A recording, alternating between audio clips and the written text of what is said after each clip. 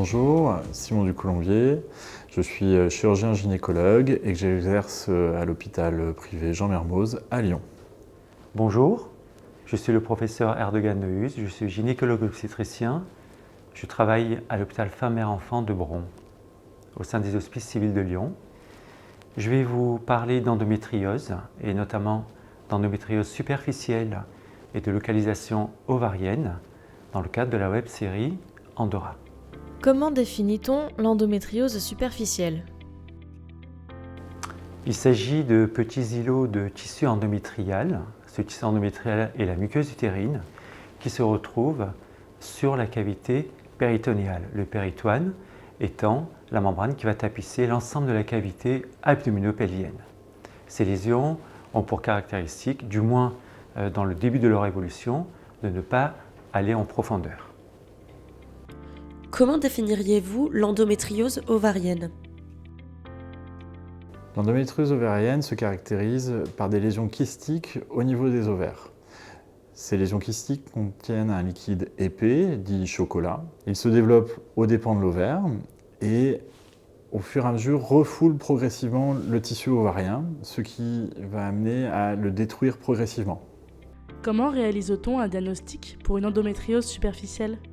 Le diagnostic va reposer essentiellement sur un faisceau d'arguments cliniques. En d'autres termes, ce sont les symptômes décrits par la patiente et les données que le praticien va obtenir à l'examen clinique qui vont suggérer la possibilité d'une atteinte superficielle d'endométriose. Par définition, dans la mesure où la lésion est superficielle, elle n'a pas de traduction en radiologie. En d'autres termes, on ne peut pas voir les lésions à l'échographie ou à l'IRM, bien que parfois des spots hémorragiques puissent suggérer cette atteinte dite superficielle. Rappelons que le diagnostic de certitude reposera sur la cystoscopie qui n'est pas à proposer systématiquement, bien évidemment. Comment le diagnostic est-il établi ?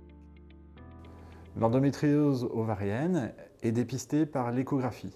Cette échographie est une échographie par voie endovaginale. C'est l'examen de référence pour diagnostiquer les endométriomes.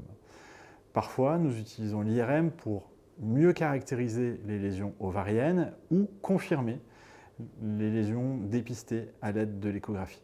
Cet examen est accessible et facilement réalisable. Quels sont les traitements proposés en cas d'atteinte superficielle ? Le traitement, comme le stipulent les recommandations actuelles, est essentiellement médical.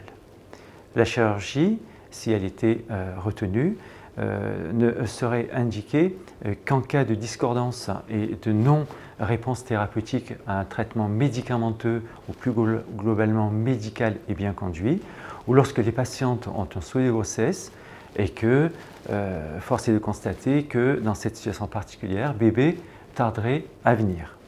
Si l'on venait à opérer par cystoscopie ces patientes atteintes d'endométriose superficielle, le traitement consisterait en la cautérisation des lésions visibles, bien que parfois, et même souvent, on puisse aussi, si les conditions anatomiques le permettent, réséquer ces lésions dans leur intégralité, c'est-à-dire procéder à leur ablation. Je rappelle que le diagnostic est histologique et on en profiterait pour effectivement affirmer la certitude diagnostique quant à l'atteinte endométriosique. Sur quoi repose le bien fondé de cette chirurgie lorsqu'elle a été retenue? C'est que par l'exérèse des lésions ou la destruction des lésions d'endométriose, la diminution de l'inflammation aura pour corollaire la diminution des douleurs parce que l'on va agir sur les dimensions inflammatoires, notamment de la genèse de la douleur. Par ailleurs, il semblerait que la prise en charge de ces lésions améliore également les taux de grossesse spontanée ultérieurs, justement par la diminution ou du moins le contrôle de ces inflammations. Quelle prise en charge thérapeutique peut-on proposer devant une endométriose ovarienne ? Pour traiter une endométriose ovarienne, on peut utiliser le traitement médical. Le but du traitement médical est de stabiliser, voire de régresser la taille des lésions. Certaines molécules permettent notamment de régresser la taille des lésions en préopératoire. Malheureusement, le traitement médical ne permet pas de faire disparaître les lésions.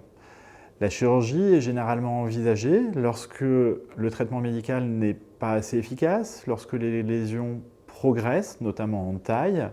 On admet généralement qu'en dessous de 30 mm, on surveille les lésions. Entre 30 et 50 mm, on discute la place de la chirurgie en fonction de la clinique. Et au-dessus de 50 mm, on pose l'indication chirurgicale. Ces critères sont modulés et adaptés à chaque patiente, notamment en fonction de l'âge et des antécédents. La chirurgie est le plus souvent réalisée par voie celluloscopique. Elle permet de traiter les lésions kystiques et les lésions associées dans le même temps. Il existe plusieurs techniques, mais la technique de référence consiste en une kystectomie. Cette kystectomie consiste à réséquer la paroi du kyste qui est adhérente au follicule. Malheureusement, lors de cette exérèse, on peut diminuer le capital folliculaire. C'est pour cela qu'en dessous de 30 mm, on considère que la chirurgie risque d'être trop agressive et au-dessus de 50 mm, que la progression du kyste risque de trop abîmer le capital restant. Des techniques dites alternatives ont été développées, mais aucune n'a prouvé sa supériorité sur la technique de référence. On peut évoquer la ponction et prise en charge en 2 temps, l'énergie plasma, la ponction alcoolisation dans le même temps. Cette dernière technique a comme avantage qu'elle peut être réalisée par voie basse. Lorsque l'on réalise une chirurgie pour un endométriome, il faut évoquer avec les patientes les risques de diminution du capital folliculaire, de diminution de la réponse à la stimulation ovarienne, notamment lors de la FIV, et du risque de récidive. C'est pour cela que l'on discutera de plus en plus avec les patientes de la place de la préservation de la fertilité. On adaptera toujours les indications à chaque patiente et la chirurgie n'est pas systématique. Nous espérons avoir pu répondre à une partie de vos questions. Nous vous remercions pour votre écoute et nous restons à votre disposition. À bientôt.